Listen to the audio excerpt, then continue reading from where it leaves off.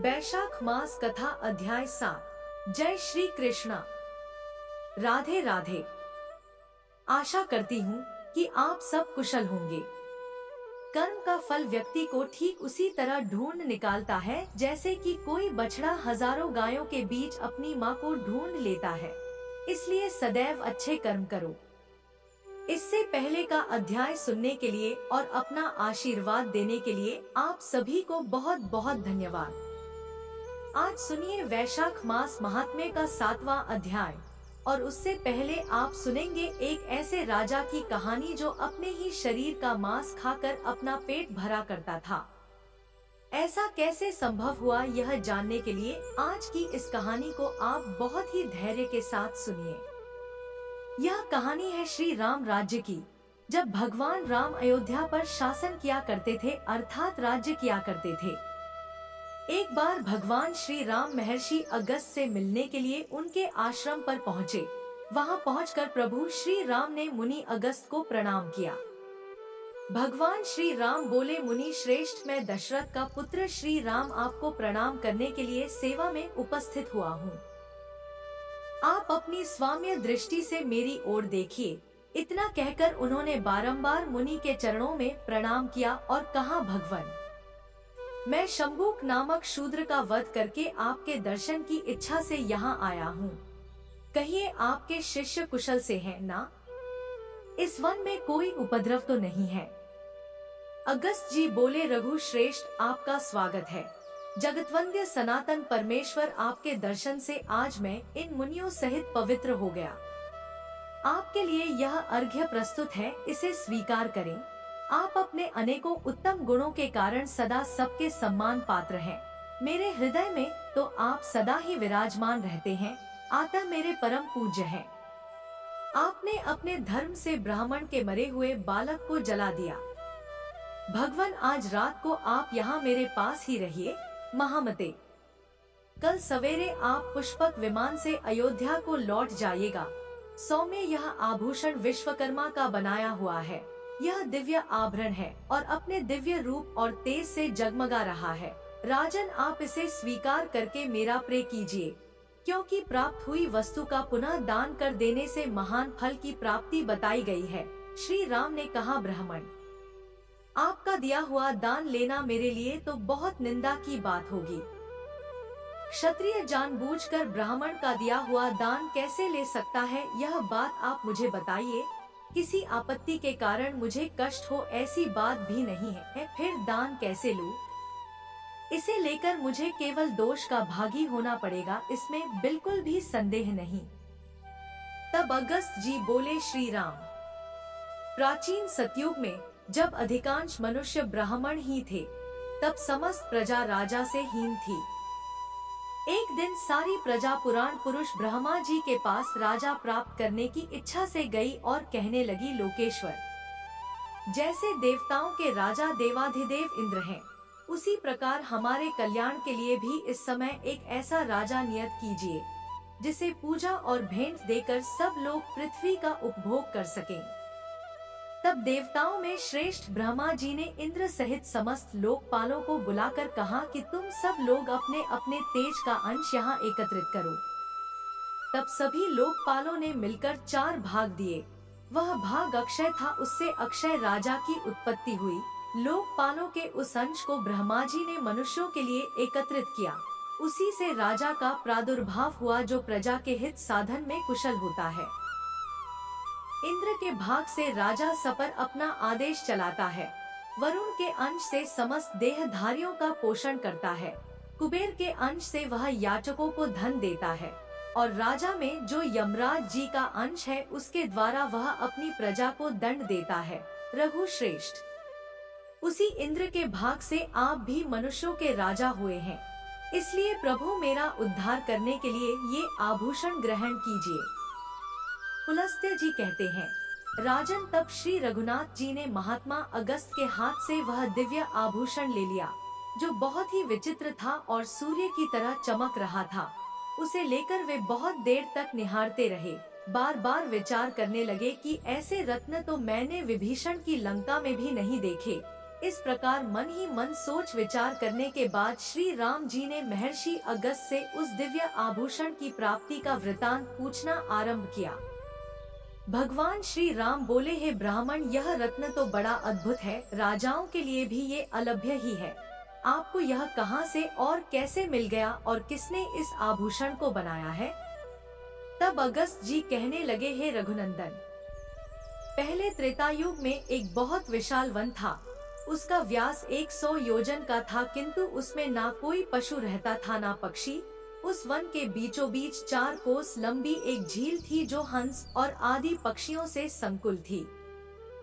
वहाँ मैंने एक बड़े आश्चर्य की बात देखी कि सरोवर के पास ही एक बहुत बड़ा आश्रम था, जो बहुत पुराना होने पर भी अत्यंत पवित्र दिखाई देता था, किंतु उसमें कोई तपस्वी नहीं था और ना ही कोई और जीव थे। मैंने उस आश्रम में रहकर ग्रीष्म काल की एक रात बिताई। सवेरे उठकर जब तालाब की ओर चला तो रास्ते में मुझे बहुत बड़ा मुर्दा दिखाई पड़ा, जिसका शरीर अत्यंत हष्ट पुष्ट था। मालूम होता था कि किसी तरुण पुरुष का यह शव है। उसे देखकर मैं सोचने लगा, यह कौन है और इसकी मृत्यु कैसे हो गई, और यह इस महान वन में आया कैसे था? इन सारी बातों का मुझे अवश्य ही पता लगाना चाहिए। मैं खड़ा खड़ा यही सोच रहा था कि इतने में ही आकाश से एक दिव्य और अद्भुत विमान उतरता दिखाई दिया। वह परम सुंदर और मन के समान वेगशाली था। एक ही क्षण में वह विमान सरोवर के निकट आ पहुंचा। मैंने देखा उस विमान से एक दिव्य मनुष्य उतरा और सरोवर में स्नान कर उस मुर्दे का मांस खाने लगा। उस मोटे ताजे मुर्दे का भरपेट मांस खाकर वह फिर उस सरोवर में उतरा और उसकी शोभा को निहार कर फिर जल्दी ही स्वर्ग की ओर जाने लगा। उस शोभा संपन्न देवोपम पुरुष को ऊपर जाते देखकर मैं कहने लगा कि स्वर्ग लोक के निवासी महाभाग हो, देखने में तो तुम देवता के समान लगते हो, किंतु तुम्हारा भोजन तो बहुत ही घृणित है। सौम्य ऐसा भोजन क्यों करते हो और कहाँ रहते हो? रघुनंदन, मेरी बात सुनकर उस स्वर्गवासी पुरुष ने हाथ जोड़कर कहा, विप्रवर, मेरा जैसा वृतांत है उसे आप सुनिए। पूर्व काल की बात है, विदर्भ देश में मेरे महायशस्वी पिता राज्य करते थे। वे वसुदेव के नाम से त्रिलोकी में विख्यात और परम धार्मिक थे। उनकी 2 पत्नियां थी, उन दोनों से एक एक करके 2 पुत्र हुए थे। मैं उनका ज्येष्ठ पुत्र था और लोग मुझे श्वेत कहते थे। मेरे छोटे भाई का नाम शरद था। पिताजी की मृत्यु के बाद पूर्ववासियों ने विदर्भ देश के राज्य पर मेरा अभिषेक कर दिया, मुझे राजा बना दिया और फिर मैं वहां पूरी सावधानी के साथ राज्य संचालन करने लगा। इस प्रकार राज्य और प्रजा का पालन करते करते मुझे कई हजार वर्ष बीत गए। एक दिन किसी निमित्त को लेकर मुझे प्रबल वैराग्य हो गया और मैं मृत्यु पर्यंत तपस्या का निश्चय करके इस तपोवन में चला आया। राज्य पर मैंने अपने छोटे भाई महारथी सूरत का अभिषेक कर दिया। फिर इस सरोवर पर आकर मैंने अत्यंत कठोर तपस्या आरंभ की। उसके प्रभाव से मुझे भुवन में सर्वश्रेष्ठ कल्याण में ब्रह्मा लोक की प्राप्ति हुई, किंतु वहां पहुंचने पर मुझे भूख और प्यास अधिक सताने लगी।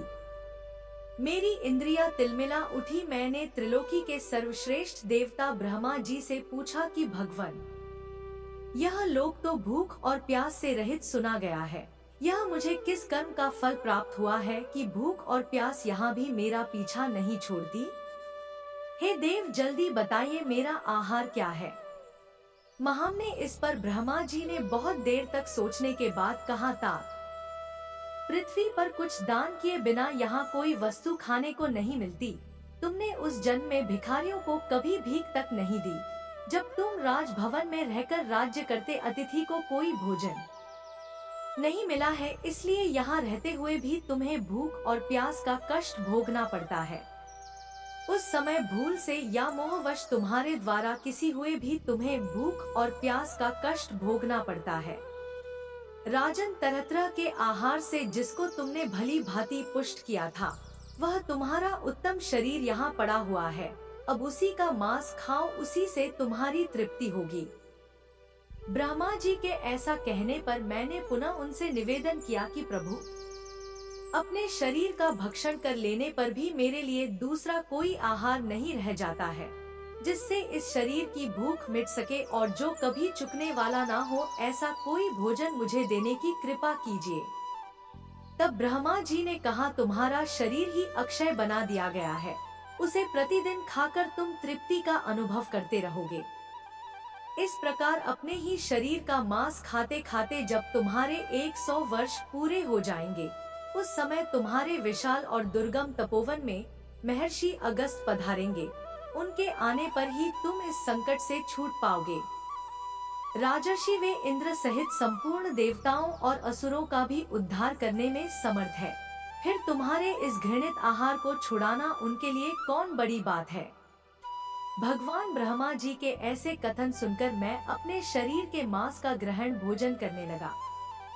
विप्र, वह यह कभी नष्ट नहीं होता और इससे मेरी पूरी तरह तृप्ति भी हो जाती है और मेरा पेट भी भर जाता है। ना जाने कब वे मुनि इस वन में आकर मुझे दर्शन देंगे। यही सोचते हुए मुझे 100 वर्ष बिल्कुल निश्चित बात है। राजा श्वेत का यह कथन सुनकर और उनके उस घृणित आहार पर नजर डालकर मैंने कहा, अच्छा तो तुम्हारे सौभाग्य से मैं आ गया। अब निसंदेह तुम्हारा मैं उद्धार करूंगा। तब वे मुझे पहचान कर दंड की तरह मेरे सामने पृथ्वी पर पड़ गए। यह देखकर मैंने उन्हें उठा लिया और कहा, बताओ मैं तुम्हारा कौन सा उपकार करूं?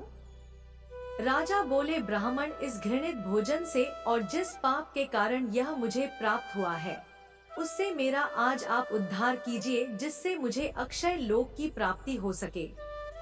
ब्राह्मण से अपने उद्धार के लिए मैं यह दिव्य आभूषण आपको भेंट करता हूँ, से लेकर आप मुझ पर कृपा कीजिए। रघुनंदन, उस स्वर्गवासी राजा की यह दुख भरी बातें सुनकर उसके उद्धार की दृष्टि से ही वो दान मैंने स्वीकार किया। लोभवश स्वीकार नहीं किया था। उस आभूषण को लेकर जैसे ही मैंने अपने हाथ पर रखा, उसी समय उनका वह मुर्दा शरीर अदृश्य हो गया। फिर मेरी आज्ञा लेकर वे राजर्षि बड़ी प्रसन्नता के साथ विमान द्वारा ब्रह्मलोक को चले गए। इंद्र के समान तेजस्वी राजर्षि ने ही मुझे यह सुंदर आभूषण दिया था और इसे देकर वे पाप से मुक्त हो गए। एक बार प्रेम से बोलिए, जय श्री राम। यह थी आज की कहानी। अब सुनिए आज का अध्याय।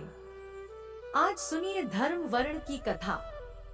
कलयुग की अवस्था का वर्णन, धर्म वर्ण और पितरों का संवाद और वैशाख की अमावस्या की श्रेष्ठता का, वैशाख मास की अक्षय तृतीया और द्वादशी की महत्ता, द्वादशी के पुण्य दन से एक कुतिया के उद्धार की कथा। मिथिलापति ने पूछा, है ब्राह्मण, इस वैशाख मास में कौन कौन सी तिथियां पुण्यदायिनी है, कृपया बताइए।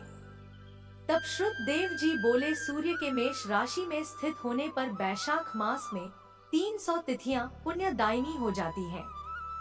एकादशी में किया हुआ पुण्य कोटि गुना होता है। उसमें स्नान, दान, तपस्या, होम, देव पूजा, पुण्य कर्म और कथा का श्रवण किया जाए तो वह तत्काल मुक्ति देने वाला हो जाता है। जो रोग आदि से ग्रस्त और दरिद्रता से पीड़ित हो, वह मनुष्य इस कथा को सुनकर धन्य हो जाता है। वैशाख मास मन से सेवन करने योग्य है, क्योंकि वह समय उत्तम गुणों से युक्त है। दरिद्र, धनाढ्य, पंगु, अंधा, नपुंसक, विधवा, साधारण स्त्री, पुरुष, बालक, युवा, वृद्ध तथा रोग से पीड़ित मनुष्य ही क्यों न हो, वैशाख मास का धर्म सभी के लिए अत्यंत सुख देने वाला है। परम पुण्यम वैशाख मास में जब सूर्य मेष राशि में स्थित हो, तब पापनाशिनी अमावस्या कोटि गया के समान फल देने वाली हो जाती है। राजन, जब धरती पर राजर्षि सावर्णी का शासन था, उस समय 30वें कलयुग के अंत में सभी धर्मों का लोप हो चुका था।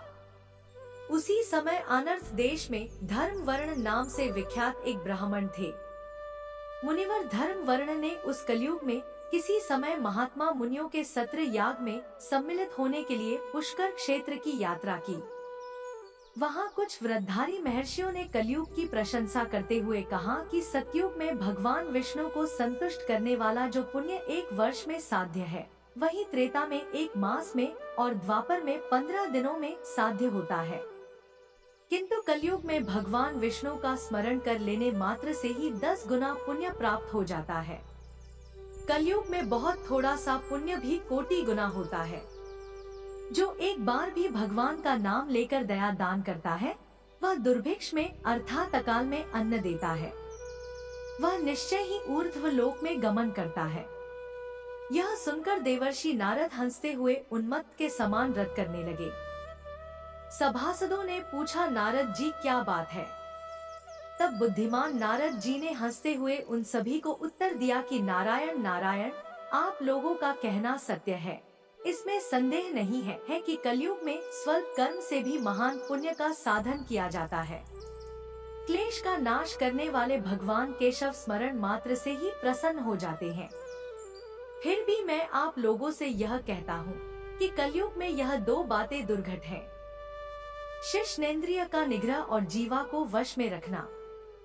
यह दोनों कार्य जो भी सिद्ध कर ले वही नारायण स्वरूप है। इसलिए कलयुग में आपको यहाँ नहीं ठहरना चाहिए। नारद जी की बात सुनकर उत्तम व्रत का पालन करने वाले महर्षि सहसा यज्ञ को समाप्त करके सुखपूर्वक चले गए। धर्म वर्ण ने भी वह बात सुनकर भूलोक को त्याग देने का विचार किया। उन्होंने ब्रह्मचर्य व्रत धारण करके दंड और कमंडल हाथ में लिया और जटा वल्कल धारी होकर कलयुग के अनाचार पुरुषों को देखने के लिए घर छोड़कर चल दिए। उनके मन में बड़ा विस्मय हो रहा था। उन्होंने देखा प्रायः मनुष्य पापाचार में प्रवृत्त होकर बड़े भयंकर और दुष्ट हो गए हैं। ब्राह्मण पाखंडी हो गए हैं। शूद्र संन्यास धारण करते हैं। पत्नी अपने पति से द्वेष रखती है। शिष्य गुरु से वैर करता है। सेवक स्वामी के और पुत्र पिता के घात में लगा हुआ है। ब्राह्मण शूद्रवत और गौएं बकरियों के समान हो गई हैं। वेदों में केवल गाथा की प्रधानता रह गई है। शुभ कर्म साधारण लौकिक कृत्यों के समान ही रह गए हैं। इनके प्रति किसी की भी महत्व बुद्धि नहीं है। भूत प्रेत और पिशाच आदि की उपासना चल पड़ी है। सभी लोग मैथुन में आ सकते हैं और उसके लिए अपने प्राण भी खो बैठते हैं। सब लोग झूठी गवाही देते हैं। मन में सदा छल और कपट भरा रहता है। कलयुग में सदा लोगों के मन में कुछ और, वाणी में कुछ और कर्मों में कुछ और ही देखा जाता है। सबकी विद्या किसी न किसी स्वार्थ को लेकर ही होती है और केवल राजभवन में ही उसका आदर होता है। संगीत आदि कलात्मक विद्या भी राजाओं को प्रिय है। कलयुग में अधर्म मनुष्य पूजे जाते हैं और श्रेष्ठ पुरुषों की अवहेलना होती है। कलयुग में वेदों के विद्वान ब्राह्मण दरिद्र होते हैं। लोगों में प्रायः भगवान की भक्ति नहीं होती। पुण्य क्षेत्र में पाखंड अधिक बढ़ जाता है। शूद्र लोग जटाधारी तपस्वी बनकर धर्म की व्याख्या करते हैं। सभी मनुष्य अल्पायु, दयाहीन और तामसिक होते हैं। कलयुग में प्रायः सभी धर्म के व्याख्याता बन जाते हैं और दूसरों से कुछ लेने में ही उत्सव मनाते हैं। अपनी पूजा कराना चाहते हैं और व्यर्थ ही दूसरों की निंदा भी करते हैं।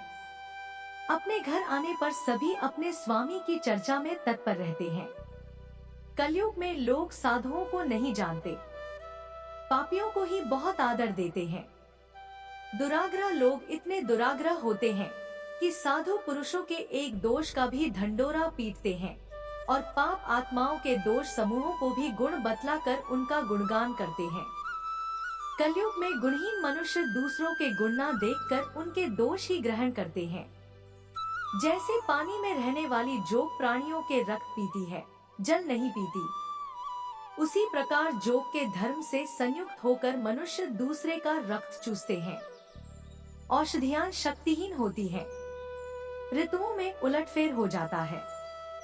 सभी राष्ट्रों में अकाल पड़ता है। कन्या योग्य समय में संतान उत्पत्ति नहीं करती। लोग नट और नर्तक की विद्याओं से विशेष प्रेम करते हैं। जो वेद वेदांत की विद्याओं में तत्पर और अधिक गुणवान हैं, उन्हें अज्ञानी मनुष्य सेवक की दृष्टि से देखते हैं। वे सब के सब भ्रष्ट होते हैं। कलयुग में प्रायः लोग श्राद्ध कर्म का भी त्याग कर देते हैं। वैदिक कर्मों को छोड़ बैठते हैं। प्रायः जीवा पर भगवान विष्णु के नाम कभी नहीं आते। लोग श्रृंगार रस में अधिक आनंद का अनुभव करते हैं और उसी के गीत गाया करते हैं। कलयुग के मनुष्यों में न कभी भगवान विष्णु की सेवा देखी जाती है, न शास्त्रीय चर्चा होती है, न कहीं यज्ञ की दीक्षा है, न विचार का लेश है, न तीर्थ यात्रा है और न दान धर्म ही होते देखे जाते हैं। ये कितने आश्चर्य की बात है। उन सबको देखकर धर्म वर्ण को बड़ा भय लगा। पाप से कुल की हानि होते देख अत्यंत आश्चर्य से चकित होकर वे दूसरे द्वीप में चले गए। सब द्वीपों और लोकों में विचरते हुए बुद्धिमान धर्म वर्ण किसी समय कौतूहलवश पितृलोक में गए। वहां उन्होंने कर्म से कष्ट पाते हुए पितरों को बड़ी भयंकर दशा में देखा। वे दौड़ते, रोते और गिरते पड़ते थे। उन्होंने अपने पितरों को भी नीचे अंधकूप में पड़े हुए देखा। उन्हें देखकर आश्चर्यचकित होकर दयालु धर्म वर्ण ने पूछा कि आप लोग कौन हैं? किस दुष्कर्म के प्रभाव से आप इस अंधकूप में पड़े हुए हैं? तब पितर कहने लगे कि हम श्रीवत्स गोत्र वाले हैं। पृथ्वी पर हमारी कोई संतान नहीं रह गई है, अतः हम श्राद्ध और पिंड से वंचित हैं। इसलिए हमें नरक का कष्ट भोगना पड़ता है। संतानहीन दुरात्मा का अंधकूप में पतन होता है।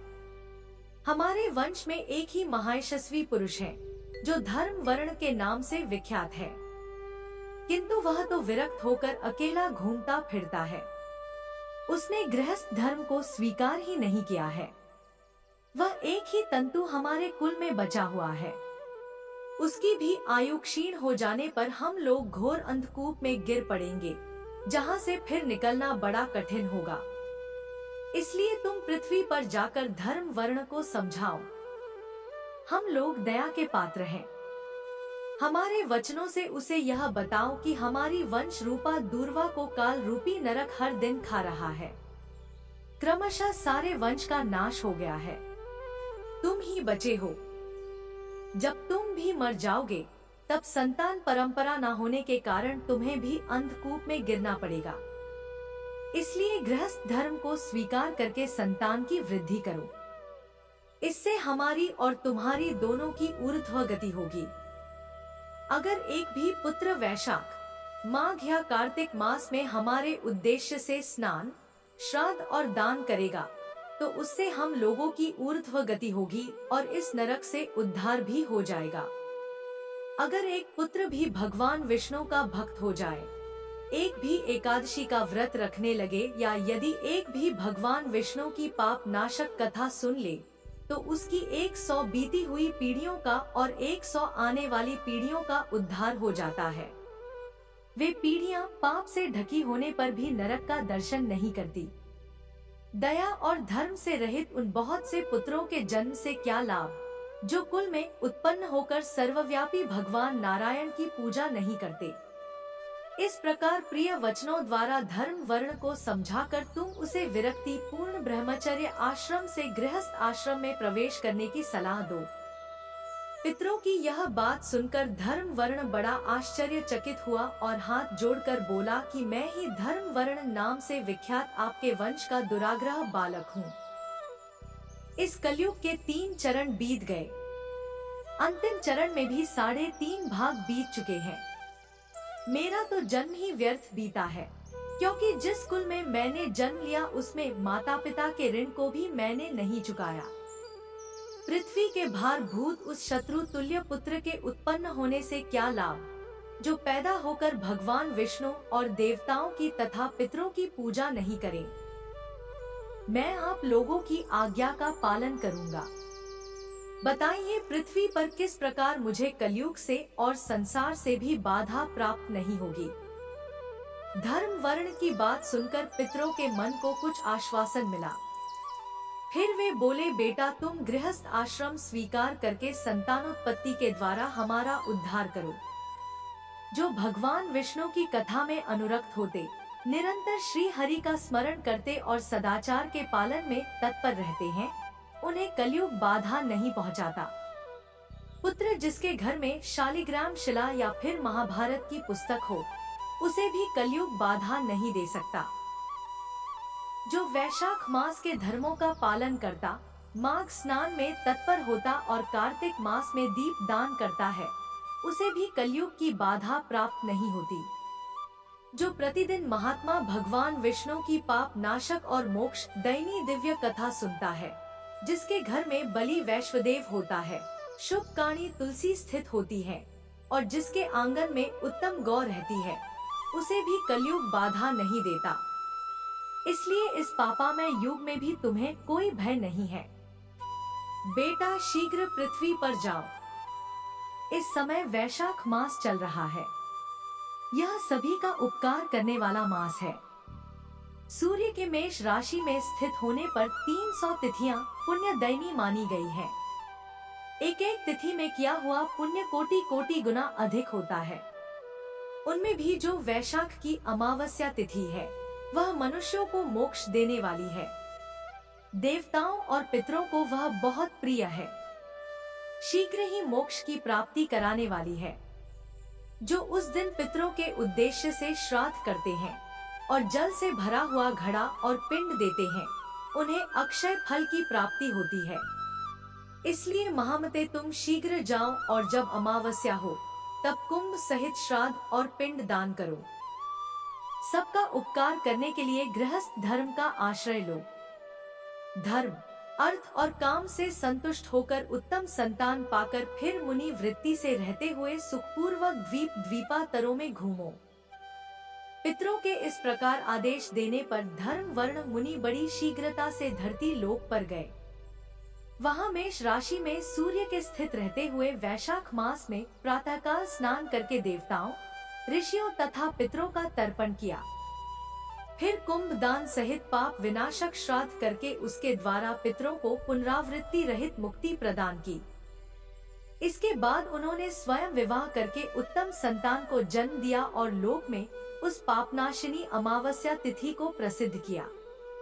इसके बाद वे भक्ति पूर्वक भगवान की आराधना करने के लिए हर्ष के साथ गंधमादन पर्वत पर चले गए। हरे कृष्णा। आज के अध्याय में बस इतना ही। इसके आगे का वृतांत आप सभी अगले अध्याय में जरूर सुनिए।